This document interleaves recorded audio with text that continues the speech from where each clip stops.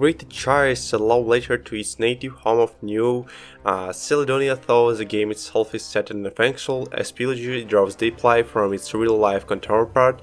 In both terms of its story and environment, it feels really genuine. It's a snapshot of the culture. Its story is heavily rooted in the terrorist folklore, and some of the cast and crew are also new Celadons from members of the dev team to the voice actors and the soundtrack composers.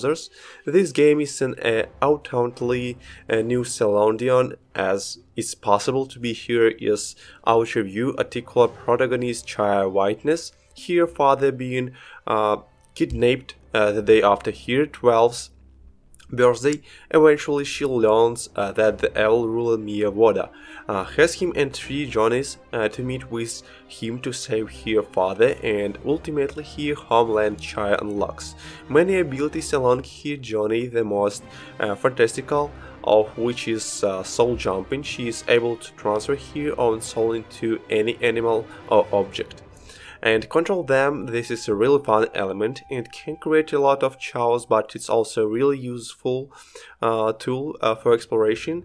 Throughout the world you can soul jump into explosive items to defeat enemies, or simply get into hard to reach places by jumping into a rock and rolling through a gap. Some of abilities you unlock are not quite so unusual, but all have some bearing to progressions.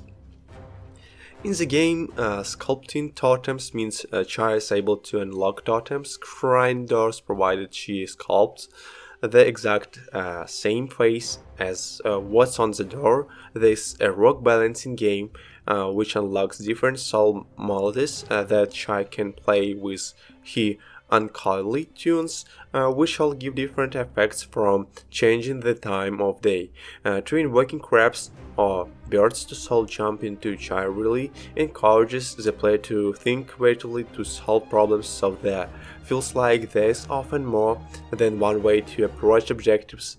The game relies heavily on real-life physics. For a lot of its mechanics, actually Tchia can slide quickly down steep terrains using the momentum to get a high jump, to then use her parachute and glide. She has a whole host of exploration methods at her disposal, and utterly really enjoyable to play with, safe jumping into birds, to soar above the island, or navigating the seas on our boat.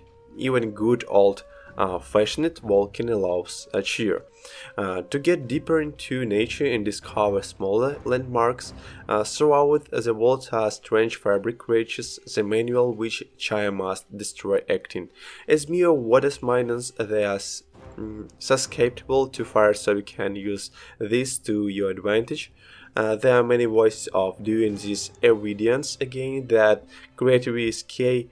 Is chaos, so you look around to use the environment below in the map. And to shine trends is really cathartic. They do not pause a particularly big third, and you will get a visual warning when they're about to hit you with an attack, but sometimes it's more about how to dispose of them tactically, especially if resources are limited, while the cheaty tropical environment and juvenile protagonist might lead you to think that this a light-hearted holiday adventure. There's actually a lot of dark stuff going on in Tchia.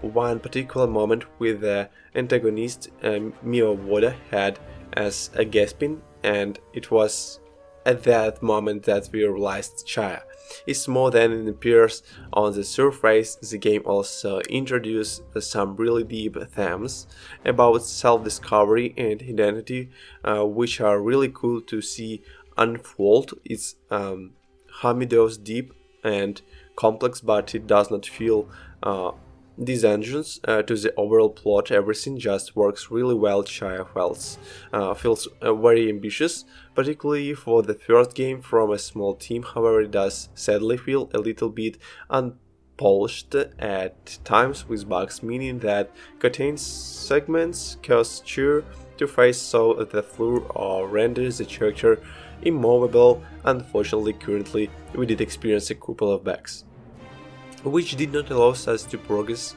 with the game, and we had to use the skip gameplay sections function. It's disappointing when you are enjoying something.